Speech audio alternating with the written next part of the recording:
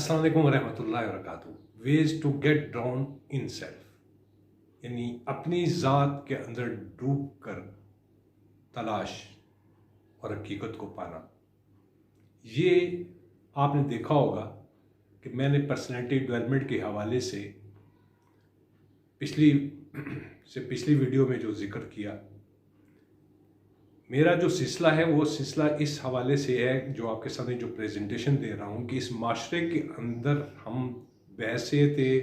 Society के अंदर हम अपना हिस्सा क्या डाल सकते हैं, इस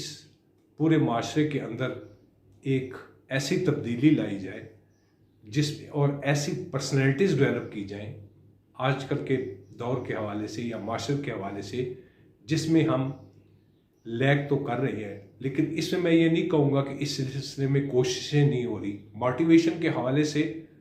बेशुमार लोग काम कर रहे हैं और उसमें काफ़ी लोग जो है उससे मुतासिर भी हैं, लेकिन मेरी अपनी एक अंदाज दूसरा है क्या कि मोटिवेशन ज़रूर होनी चाहिए। ये माशरे की ज़रूरत है और ये सदा से है और सदा रहेगी। और ये आप देखिए, जितने भी तरबियती ऐसे मराकज़ जहाँ पर लोग मोहब्बत या अकीदत रखते हैं किसी भी हवाले से, किसी भी निस्बत से, लेकिन वो निस्बत प्योरली कोई ज़ात की गर्ज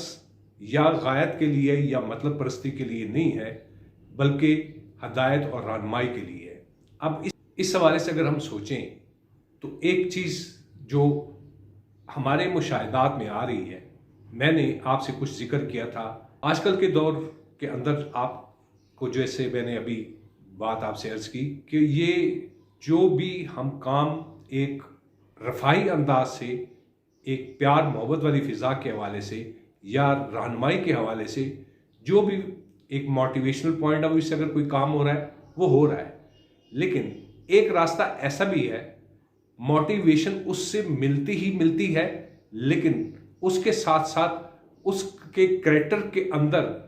एक तब्दीली इस अंदाज से आती है जिसमें फलाह, सिरात मुस्तकीम यानी सीधा रास्ता, और उसकी शख्सियत के अंदर एक जो हक़ाइक़ वाली ज़िंदगी है उसको पहचानने की कैफियत पैदा होती है। लेकिन इसमें 100% ये नहीं कहूँगा, लेकिन इसमें आप ये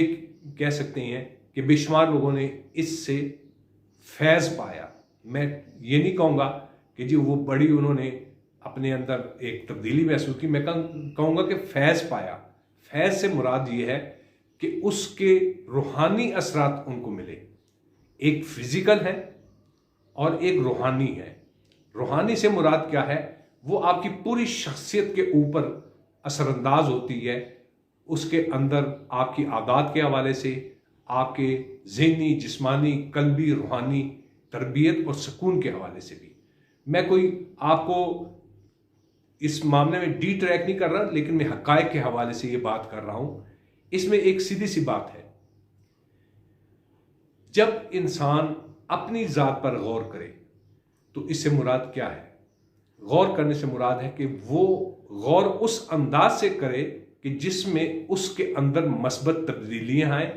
उसकी शख्सियत किरदार साजी के हवाले से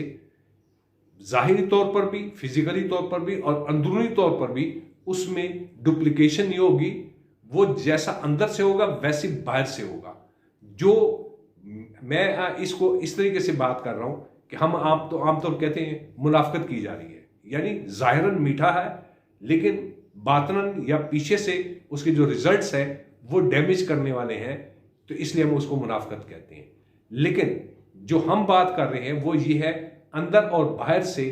उसमें प्योरिटी है, उसमें किसी किस्म की आलाइश नहीं है, या दूसरे अल्फाज में उसे मुनाफकत नहीं है। अब इस चीज़ को अगर थोड़ा सा एक दूसरे अंदाज से देखा जाए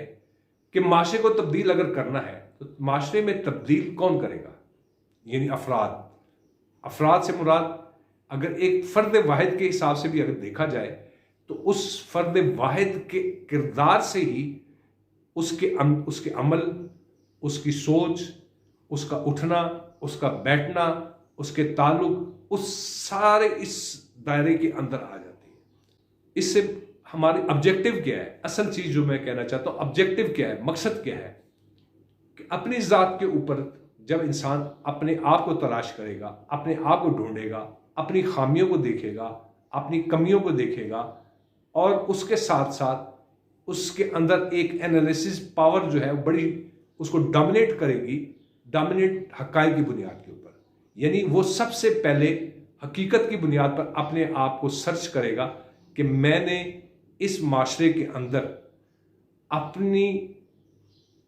शख्सियत के साथ, अपने अमल के साथ जो मैं माशरे को कुछ दे सकता हूं, उस माशरे की फलाह के लिए कुछ कर सकता हूं, तो मुझे कुछ करना चाहिए।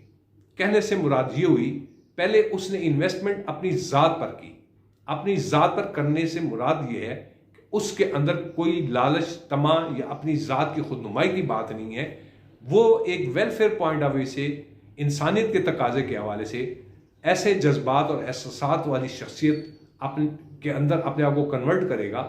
जिसके अंदर उसकी ज़ाती पसंद नापसंद नहीं होगी, बल्कि उसके लिए पूरी पर्सनैलिटी की इनर और आउटर दोनों के अंदर एक रिफ्लेक्शन उस चीज की आएगी जिससे माशरे के अंदर एक सुधार आएगा, या माशरा जो है उसके अवामिल की बुनियाद पर, उसके एक्शन की बुनियाद के ऊपर जितना उस पर ट्रस्ट करेंगे वो देखने के काबिल होगा। अब इसमें सबसे बड़ी एक छोटी सी चीज मैं मजीद आगे बढ़ाता हूं। जब भी कभी जाती तौर पर अगर कोई ये एक्शंस या ये अमल या ये एक्सरसाइजेज या ये सोच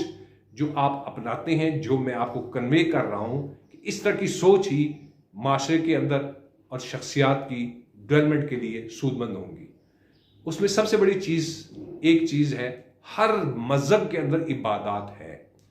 इबादत से मुराद क्या हुई कि उसकी करेक्शन की जाए और उसको एक मोरल सपोर्ट दी जाए और उसकी शख्सियत के अंदर तवानाई पैदा की जाए, परेशानी की शक्ल में या किसी कमजोरी या किसी भी गलती के एतराफ के हवाले से। अगर वो कोई चीज करेगा तो अपनी इबादत में वो माफी जरूर तलब करेगा, चाहे वो जिस मजहब का है, जिस मसलक का है। इसमें कोई कैद नहीं। मैं एक जनरल अवामी हैसियत से या आम हैसियत से, एक आम इंसान के हवाले से पूरी कायनात को मद्देनजर रखकर जो बात कर रहा हूं, हर मजहब के अंदर जब किसी शख्स को अपनी पशेमानी होती है गलती की बुनियाद पर या अपने गुनाहों की बुनियाद पर, तो वो माफ़ी के लिए अल्लाह के हुजूर अपने अपने अंदाज से जाते हैं। अब इसमें सबसे बड़ी जो चीज़ है कि उसकी शख्सियत में वो गिल्टी यानी इतराफ़ जुर्म है जो माशरे में नहीं कर सकता, लेकिन वो अपने उस हस्ती के सामने जिसको हम कोई अल्लाह करीम का नाम जो देते हैं, इसी तरीके से मुख्तलिफ मज़ाहिब जो अल्लाह की ज़ात को मुख्तलिफ अंदाज से पुकारते हैं, उसके अंदर फिर कोई एक ऐसी शख्सियत हमारी तरह की यानी इंसान की हैसियत से होता है, तो एक माशरे के अंदर एक रिकग्निशन, एक्नॉलेजमेंट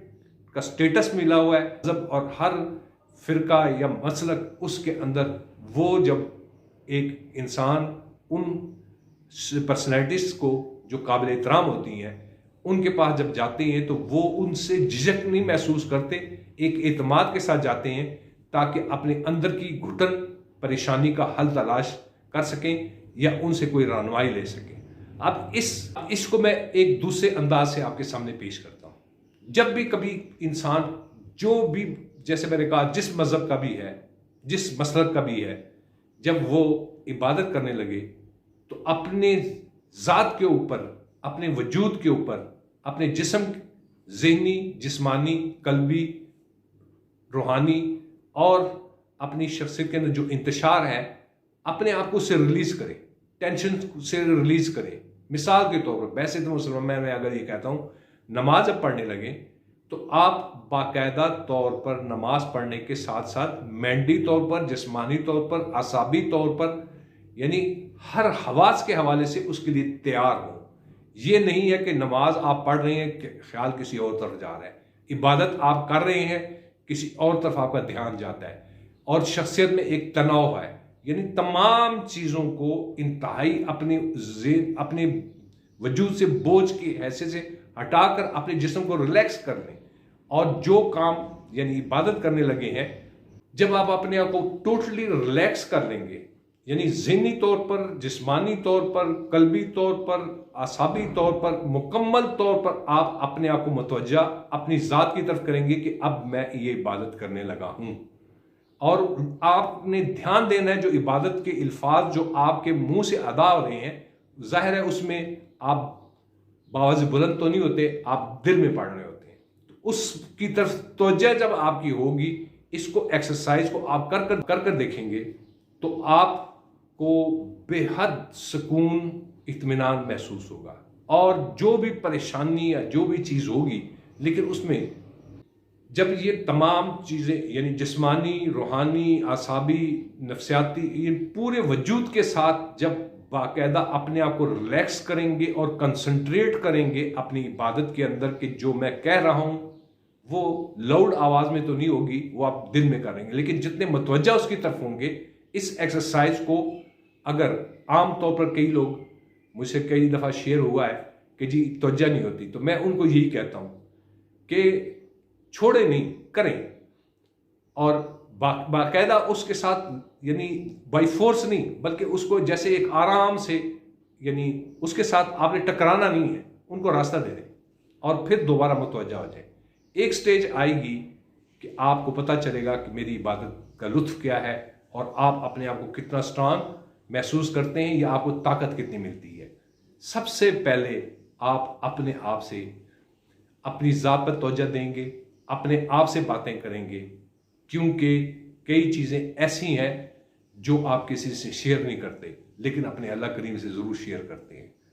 अपनी उस ज़ात पाक से जो मांगते हैं तो उस वक़्त आपको कोई झिझक नहीं होती, लेकिन माशरे में आपके अंदर इतनी जुर्रत या बहसियत इंसान हम सब में किसी में इतनी जुर्रत नहीं होती कि उसके अंदर जो वो चीज़ माशरे में सामने पेश नहीं कर सकता, वहाँ अपने एक गिल्टी फील करने की वजह से, लेकिन अपने रब के सामने उसको गिल्टी फील नहीं होता, बल्कि वहाँ उसके हुजूर माफ़ी का तलबगार होता है। इसमें आखिर में चलते चलते मैं ये ज़रूर कहूँगा कि माफ़ी सबसे बड़ा एक हथियार है। इंसान अगर एडमिट करे, एडमिट करने के अंदर अपने अल्लाह करीम के हुजूर हमेशा इस्तग़फ़ार जो करेगा उसकी बात ही कुछ और है। लेकिन जब आप इस्तग़फ़ार करें तो आपका, लेट से आप एक तस्बीह कर रही हैं इस्तग़फ़ार की, तो आपको पता हो कि मैं इस्तग़फ़ार पढ़ रहा हूँ, उसकी तरफ भी तवज्जो हो, ये नहीं है कि ज़हन किसी और तरफ हो। यानी जो भी करें अपनी ज़ात की तरफ मुतवज्जा हों, और जब आपकी ज़ात की तरफ मुतवज्जा आप जब होंगे अपनी इबादत के अंदर, तो आपके अंदर एक ठहराव, सुकून और आपको एक ताकत सी महसूस होगी, एक खुशी सी महसूस होगी। और मैं एक छोटी सी मिसाल देता हूँ। आप थके हुए हैं, बेताब थके हुए हैं, नमाज का टाइम है, ये इबादत का टाइम है, इबादत कर देखिए, और जिस अंदाज से मैंने कहा है आप बिलीव करें कि आपके ऊपर से ऐसे होगा जैसे आपके ऊपर से बोझ उतर गए। बोझ से मुराद है नमाज बोझ नहीं है, लेकिन आपके ऊपर जो डिप्रेशन, टेंशन है, वो आप खुद उसके अंदर अपने आप को बड़ा एक रिलैक्स महसूस करेंगे। इसमें देखें एक बात जो मैं अर्ज करूं, जो भी हो, कुरान पाक पढ़ते हैं या कोई भी अपने जिस मज़हब के भी आप अपनी कोई किताब पढ़ते हैं, जब पढ़ रहे हो तो तवज्जो आपकी उस तरफ होनी चाहिए, मैं पढ़ के आ रहा हूँ। फिर कोशिश करें उसके मानी को भी समझने की, इसके मानी क्या है। फिर मानी के साथ फिर उस पर अमल करने वाली बात जो है वो असल माने रखती है। इससे ही माशरे में तब्दीली आएगी। आखिर में इजाज़त चाहूँगा। अस्सलाम वालेकुम व रहमतुल्लाहि व बरकातहू।